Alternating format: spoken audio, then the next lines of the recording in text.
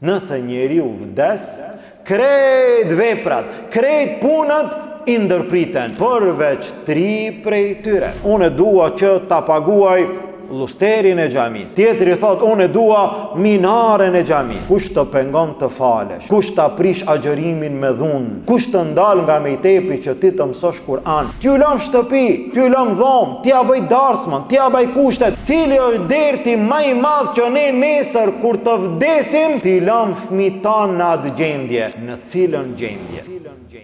إن الحمد لله نحمده تعالى ونستعينه ونستغفره ونعوذ بالله من شرور أنفسنا ومن سيئات أعمالنا من يهده الله فهو المهتد ومن يضلل فلا هادي له وأشهد أن لا إله إلا الله وحده لا شريك له وأشهد أن محمدًا عبده ورسوله اللهم صل على محمد وعلى آل محمد كما صليت على إبراهيم وعلى آل إبراهيم إنك حميد مجيد اللهم بارك على محمد وعلى آل محمد كما باركت على إبراهيم وعلى آل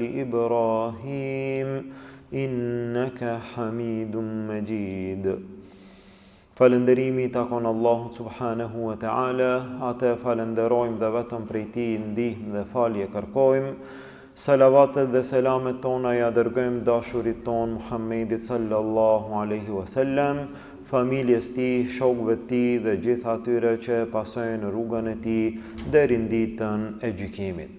Vëllezër të nderuar, me lejen e Allahut azza wa jall vazhdojmë së bashku në nhijen e fjalëve më të mira, fjalëve më të zgjedhura, fjalëve më të qelluara, fjalëve të atij i cili nuk flet nga hamendja, por flet nga shpallja e cila i vije prej Allahut azza wa jall.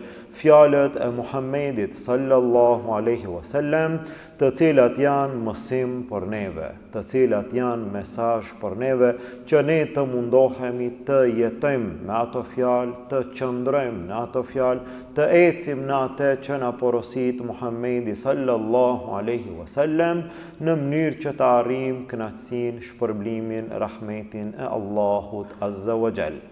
Në një prej haditheve të tij, Muhammedi sallallahu alaihi wasallam thot, në një transmetim të cilin e nxjerr Imam Muslimi rahimahullah nga Abu Huraira radhiyallahu anhu, i cili transmeton se pejgamberi sallallahu alaihi wasallam ka thënë: "Idha mata al-insanu inqata'a 'amaluhu illa min thalath." Kur të vdes njeriu, i ndërpriten ati gjitha veprat, illa min thalath, përveç 3 veprave. Çdo njeri i cili vdes, ati i ndërpriten ma veprat. Ka bo çka ka bo në dunja, ka jetu sa ka jetu në dunja, është mundu, është angazhu, qoftë mirë apo keq, u kry. Në momentin që vdes, njeriut i ndërpriten gjitha veprat. Ndërsa në këtë rast flasim për veprat e mira, Allahu azza wa jall na ruajt nga ajo gjendje që dikujt edhe pas vdekjes ti vazhdojnë veprat e këqija. Pejgamberi sallallahu alaihi wasallam tha, kur të vdes njeriu, ati i ndërpriten gjitha veprat. Je fal në dunja, në momentin që vdes, namazi yt u kry. Ka agjëru në dunja, në momentin që vdes, agjërimi u kry. Ke bo punë të mira në dunja, elhamdulillah. Në momentin që vdes, ndërpriten krejt. Ma nuk mundesh me vazhdua me ato ibadetet që i ke bo në dunja. Mirë po, me rahmetin Allahut azza wa jall, Allahu ne ka mundsuar që edhe pas vdekjes disa vepra, disa gjëra, disa të mira, ibadete të vazhdojnë. Dhe besimtari do të mundohet që të kontribon në këto ibadete, të synon këto ibadete në mënyrë që edhe pas vdekjes, ani se ka vdek, edhe pas vdekjes të ecin të mirat, të ecin sevapet, të ecin shpërblimet tek Allahu Azza wa Jall. Atëherë të shohim çka mund të bëjmë ne për veten tonë që edhe pas vdekjes mos të ndërpriten të mirat tona. Cilat janë ato? Tha pejgamberi sallallahu alaihi wasallam, min sadaqatin jariyah, sadakaja, lëmosha rrjedhëse, e cila nuk përfundon, e cila nuk kryhet. Sadakaja, lëmosha mund të jetë në dy mënyra. Një mënyrë e cila jepet, shfrytëzohet, harxhohet, përfundon. Dhe kjo është e mirë, dhe kjo ka shpërblim, elhamdulillah. Mirë, po një mënyrë tjetër është që t'i jep sadaka. Ajo shfrytëzohet dhe kalon kohë të gjatë dhe ndoshta nuk harxhohet. Ti ke vdek, ajo vazhdon ende. Dhe ti të vjen shpërblimi prej Allahut Azza wa Jall duke qenë në varr, ndërsa ti ma nuk je duke vepruar asgjë. Cila është e para dhe cila është e dyta? Nëse ti dhuron sadaka ushqim për nevojtarët, nevojtarët e hajnë ushqimin edhe u kry. Ti dhuron veshmbathje për të varfërit, ata vishen, vjetrohen, teshat e tyre hudhen edhe u kry. Ti dhuron sadaka në mënyra të ndryshme mirë, po ajo sadaka përfundon për një kohë të caktuar. Mënyra tjetër është kur ti jep dhe ajo sadaka të zgjat, dhe kjo llogaritet e rrjedhëse, do me thonë hala rrjedh, hala vazhdon, nuk kryhet. Kur është ajo? Kur ne japim për ndonjë gjë e cila nuk është afat shkurt. Përpara më herët, nëse analizojmë, njerëzit e popullit tanë, gjyshrit tanë, ndoshta edhe pak më herët, kanë dhënë sadaka të cilën e kanë quajt dhe quhet në Islam wakf, apo e njohur në vendet tona si vakëf. Kanë lënë vakëf njerëzit më herët. Dhe ndoshta nuk kanë qenë të pasur sa janë sot. Kur kanë qenë njerëz më të pasur? Në atë kohë apo në këtë kohë? Në këtë kohë janë më të pasur. Atëherë më shumë kanë lënë wakf se sa në këtë kohë që ndoshta kanë më shumë pasuri. Këtë wakf që e lënë për hir të Allahut Azza wa Jall, kjo është sadaka rrjedhëse. Dikush e ka lënë tokën që në atë tokë të bëhet një xhami. Ajo tokë kur kryhet? Ajo nuk kryhet, vazhdon. Dikush e ka lënë tokën që aty të bëhet një jetimore. Dikush e ka lënë që aty të bëhet një ambulant ku njerëz mund të shkojnë gratis dhe mos paguajnë ata që kanë nevojë. Dikush ka lënë tokë që të shfrytëzohet diçka për të mirën e popullit. Dhe kjo është sadaka e cila rrjedh, e cila vazhdon, e cila nuk ndërpritet. Ndërtimi i xhamisë, ndërtohet një xhami dhe njerëzit kontribojnë. Sa zgjat ajo xhami? Ne kemi në vendet tona xhamia që janë nga 500 vjet edhe më herët. Ai i cili ka kontribuar, ka dhënë për atë xhami, ajo xhami që 500 vjet, ai atëherë ka jetu dhe ka vdek. 500 vite më vonë njerëzit falen atij, i shkon shpërblimi. Andaj ju kemi thonë edhe në raste tjera, sidomos kur të dëgjoni që thirret dhe kërkohet për sadaka rrjedhëse, në këtë rast për xhami, besimtari duhet ta shfrytëzon. Dëgjon që në filan vendin bëhet një xhami e re dhe kërkohet që njerëzit të japin, pa marr parasysh sa ki, mos e lën me të i kjo shans. Po edhe nëse nuk ki shumë, po qoftë edhe një tull, nëse ti e paguan një tull të asaj xhamie, në rregull.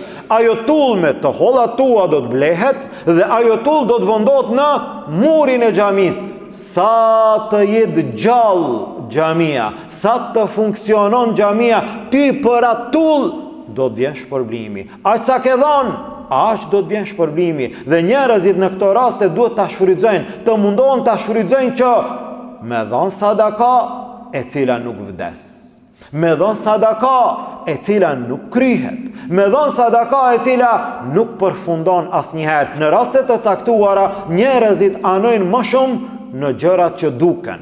Dhe dikush thot, unë dua që ta paguaj lusterin e xhamisë. tjetri thot unë e dua minaren e xhamis, tjetri e kështu me radhë. Nuk është me rëndësi ajo që duket, me rëndësi është që të japim për hir të Allahut Azza wa Jall. Aty me rëndësi është që të shfrytëzohet. Dikush thot te pihun e xhamis duket më shumë se sa betoni, armatura, tullat e kështu me radhë. Cila duket më shumë? Kjo duket më shumë. Mirë, po kjo është më afat shkurt. Kjo kalon një kohë dhe ndërohet. Ndërsa ato që janë elementare, ato nuk ndryshojnë asnjëherë. Dëgjohet që diku ndërtohet një xhami e re, kontribo për kanë, për ata jo, për imanin tënd, për shpërblimin tënd që nesër edhe pas vdekjes të vjen shpërblimi. Pra shpërblimi i parë i cili nuk ndërpritet, lëmosha, sadakaja e cila është rrjedhëse. E dyta, tha pejgamberi sallallahu alaihi wasallam, au ilmin yuntafa'u bih, apo dituria nga e cila ka dobi. Çfarë do lloj diturie në dunja e cila ka dobi për njerëzit dhe shpërndahet, e sidomos më e lartë e tyre dituria e sheriatit, dituria e fesë Allahut Azza wa Jall. Ajo dituri shpërndahet dhe njerëzit përfitojnë. Ai i cili e shpërndan diturin, ndoshta nesër vdes, apo ndoshta sot është i vdekur.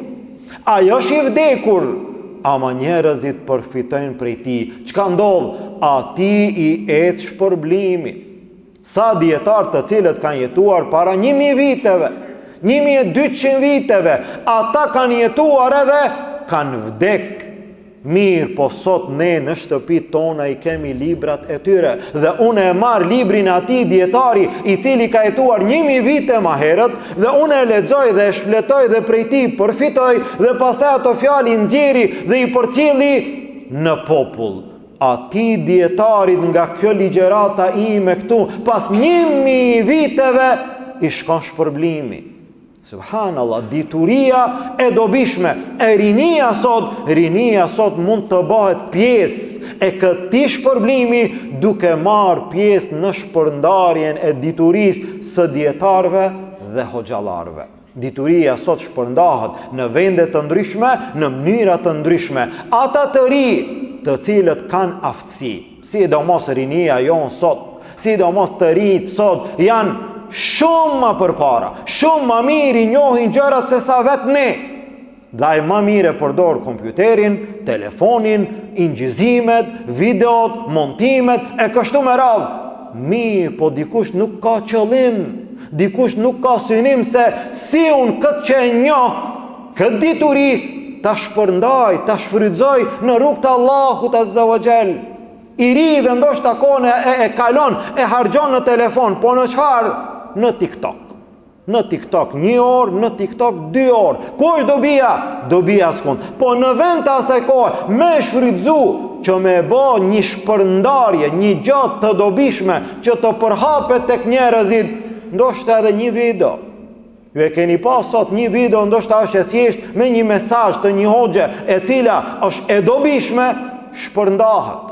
Ajo shpërndarja arrin 1 milion shikime. Ai shpërndarsi i asaj ka shpërblim të Allahu Azza wa Jall. Nesër vdes, gjërat mbeten, gjërat vazhdojnë edhe pas vdekjes i ecë shpërblimi. Pra pejgamberi sallallahu alaihi wasallam na tregon gjëja, mundësia që ne mund ta shfrytëzojmë edhe pas vdekjes të na ecin shpërblimet. Ndërsa gjëja e tretë për të cilën tha pejgamberi sallallahu alaihi wasallam, "Au waladin salihin yad'u lah", dhe një evlad i hajrit i cili lutet për prindërit e tij. Nëse njeriu vdes, krejt veprat, krejt punët i ndërpriten, përveç 3 prej tyre. Sadakaja rrjedhse, dituria e dobishme, evladi, fëmiu i hajrit që njeriu e lën pas vetes. Ky duhet të jetë synim i prindërve, i babës, i nanës, i gjyshit, i gjyshes, të lën pas vete. dhe ne do të lamë pas vete. Siç na kanë lanë neve ata të parët, që ne të vazhdojmë, edhe ne do të lamë dikant që do të vjenë pas neve. Mirë po, kanë do të lamë. Çfarë do të lamë pas vetes tonë? Cili është derti më i madh që ne nesër kur të vdesim, t'i lamë fëmijët tanë në atë gjendje? Në cilën gjendje? A kemi dert mos t'i lamë fëmijët pa shtëpi? Po. Mos t'i lamë djemët që ndoshta në një vend të ngushtë t'u asigurojmë edhe një tokë edhe një shtëpi? Po. Mos t'i lamë të varfër pa bukë edhe pa ujë? Po. Krejto janë në rregull. Mirë po. A kemi dert mos t'i lamë fëmijët tanë pas neve të ecin në një rrugë, jo në rrugën që ne kemi qenë dhe jemi, po ndoshta në një rrugë tjetër. Çka nëse ti je në fenë Allahut Azza wa Jall, me namaz, me agjërim, me punë të mira, me hajër, nesër evladi, nesër djali ka marrë rrugë komplet tjetër. As i namazit, as i agjërimit. Çka kemi lanë atëherë pas vetes tonë? Të lamë evlad, të lamë fëmijë, të cilët do t'jenë të hajrit. Kjo është shumë e rëndësishme.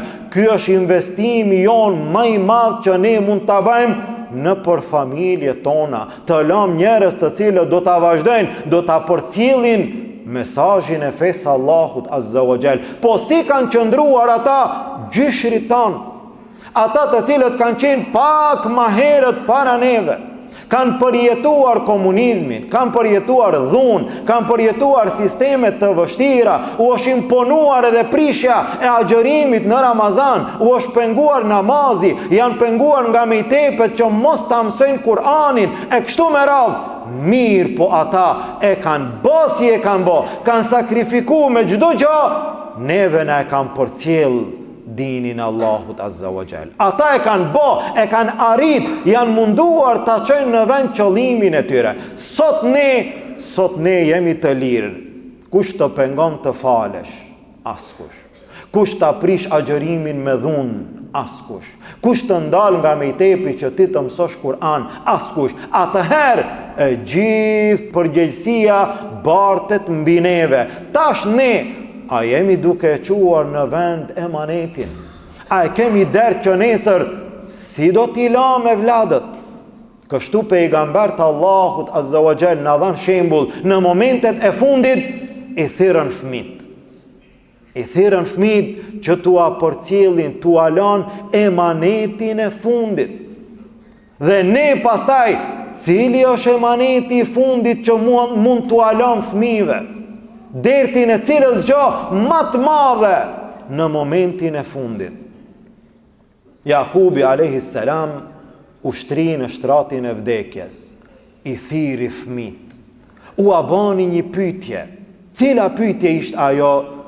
Ma ta'budun min ba'di? O fëmijët e mi, kanë do të adhuroni pas meje? Unë do të vdes, ju kanë do të adhuroni? A do të vazhdoni në rrugën Allahut Azza wa Jall, apo do t'i ndryshoni rrugët? Ky ka qenë derti. Ky ka qenë derti i pejgamberëve të Allahut, i muslimanëve të mirë, që pas vetes të lanë njerëz të cilët do të vazhdojnë në të njëjtën rrugë. Ne fatkeqësisht në shumë raste e kemi dert. Derti më i madh është dunjaja. T'ju lam shtëpi, t'ju lam dhomë, t'ja bëj darsman, t'ja bëj kushtet, krejt është në rregull. A ja ke mësuar abdesin? Jo. A ja ke mësuar namazin, Kur'anin, ibadetin? Kjo është më e rëndësishmja. A do të lësh evlad pas teje që nesër do të bëjnë dua për ty, për babën e vet, për nanën e vet? Apo ndoshta ata nesër do të harrojnë, do të marrin komplet drejtim tjetër? Kanë do të lam pas vete. E mos e ki shumë dert çështjen e pasurisë, nga se nuk jemi ne furnizues. Këtë do ta kuptojmë, unë si prind, edhe ju si prind, nuk jemi ne furnizues. Kush është furnizues? Allahu Azza wa Jall. Sa njerëzve ju ka vdek baba, herët, i ka lanë jetim, dhe ata sot janë për njerëzve më të pasur. Sa njerëz e kanë babën dhe pastaj në fund janë njerëz të varfër. Kush u asjell atyre pasurinë? pasurin u asjell Allahu. Ai është I cili I furnizon ata. Andaj në një prej rasteve ndodhi që një njeri I cili quhet Mansur e mori e pranoi hilafetin e muslimanëve, u bë halife I pari I gjithë ummetit islam. Dhe në atë ditë hyri tek ai Muqatili. O Muqatil, më këshillo, unë sot jam halife, prisi krejt muslimanve, më këshillo. Tha, o halife I muslimanve, a don të këshilloj me një gjë që e kam pa, a me një gjë që e kam dëgju? Jo, tha, më këshillo me ndonjë gjë që ti e ke pa. Atëherë tha, do të këshilloj, do të përkujtoj me një rast. Ka qenë para teje Omer ibn Abdul Azizi dhe ka qenë para teje Hisham bin Abdul Melik. Omer bin Abdul Azizi në momentin e vdekjes I la pas vete 11 fëmijë dhe u ala atyre 19 dinar. Nga ato dinar 9 prej tyre I shfrytzuan në varrimin e tij dhe tjerat që mbetën u shpërndajtën fëmijëve. Në rregull. Ndërsa Hishami, I cili në momentin e vdekjes I la 11 fëmijë, mirë po u ala atyre 1.000 dinar, në atë kohë që është numru 1 milion dinar. Njani I kalon 19 dinar dhe tjetri I kalon 1 milion dinar. Por 11 fëmijët t'ju shpërndahen atyre. Thot, e kam pa me sytë e mi, e kam pa, që pas një kohe, fëmijët e Omer bin Abdul Azizit, që ju la pak, I kanë shpërndajt 100 kuaj në rrugë fi sebilillah, por hir të Allahut Azza wa Jall, dhe I kanë pa fëmijët e Hishamit, që u ala baba 1 milion, duke kërkuar ndihmë nga dikush në përpazar. Nuk jemi ne ata që furnizojmë, furnizuesi është Allahu Azza wa Jall. Kështu që mos e ki dertin më të madh, a do t'i la fëmijët me buk, a do t'i la pa buk, a do t'i la me shtëpi, a pa shtëpi, tu a bëj darsmon, mos tu a bëj darsmon, le të jetë një dert edhe më I madh, a do t'i la me iman, a pa iman. A do t'i la në këtë din, apo jashtë I dini? A do t'i la me namaz, apo do t'i la pa namaz? Në mënyrë që edhe pasi të vdesim, të lam dikant I cili do të falet, dhe I cili do të lutet, dhe I cili do të thot, Rabbena gëfirli, wali walideje, wali l'mu'minine, jaume jekumul hisab. O Zot, mi fal mua gjunahet edhe prindve të mi, edhe gjithë besimtarve. A do të lam dikand I cili do t'i ngrit duart ndonjëherë? A do të lam dikand I cili do të na përkujton neve si bab, si nan, si familjar, që të bën dua për neve? E sa do të jemi ne nevojtar që dikush të lutet për neve pas vdekjes tonë? Tha pejgamberi sallallahu alaihi wasallam në ditën e gjykimit, dikujt prej njerëzve Allahu ja ngrit shkallët në xhennet. Kur e sheh veten aq lart në xhennet, thot ja Rab, për nga unë këte, une nuk I kam bë këto gjëra ka shumë, une nuk kam arrit me punët e mia deri këtu. Thot Allahu Azza wa Jall, kjo është nga duaja e evladit, nga duaja e fëmijëve tu për ty. Të lam fëmijë të hajrit, djem edhe vajza, të cilët do të lutem për neve edhe pas vdekjes tonë, kjo është një prej mirësive më të mëdha të kësaj dunjaje. Pra pejgamberi sallallahu alaihi wasallam na tregon, njeriu në momentin e vdekjes I ndërpriten gjitha veprat përveç 3 veprave. Nuk I ndërpritet sadakaja rrjedhse, nuk I ndërpritet dituria e dobishme dhe nuk I ndërpritet lënia e fëmijëve të hajrit të cilët do të luten për ta. Ne lutim Allahun Azza wa Jall, Allahu të na bën prej atyre që mundohemi të kontribojmë, të shfrytëzojmë çdo gjë që nesër edhe pas vdekjes të na ecë shpërblimi. Allahu të na bën prej atyre që lan pas neve evlad, fëmijë, djem, vajza, nipa, edhe mbesa, të cilët do të vazhdojnë në këtë rrugë të Allahut Azza wa Jall, do të qëndrojnë stabil në këtë din dhe do të luten edhe për neve.